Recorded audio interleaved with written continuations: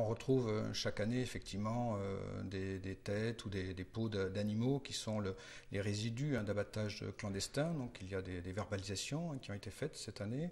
Il y a des contrôles qui sont renforcés. Les services de police, de gendarmerie, les services de la direction départementale de la protection des populations font des contrôles renforcés sur cette période. Et donc dans chaque département de la région, nous prenons depuis plusieurs années un arrêté préfectoral qui interdit le transport d'animaux vivants dans les jours qui précèdent l'Aïd, justement pour éviter ces ventes clandestines.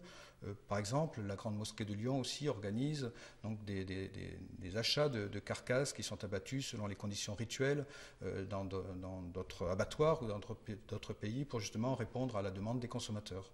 Et est-ce que cette situation dans ces trois communes, est-ce que c'est, selon vous, en tout cas au niveau des informations que vous avez, est-ce que le fait que ce soit proche de la fête de l'Aïd, c'est forcément lié à l'Aïd ?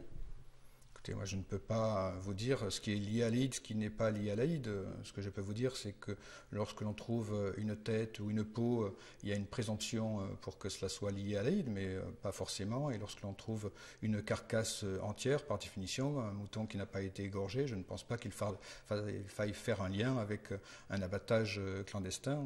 Il peut y avoir effectivement des transporteurs indélicats qui décident de déposer donc des cadavres d'animaux donc dans un chemin creux, comme cela a pu être constaté à Neuville-sur-Saône.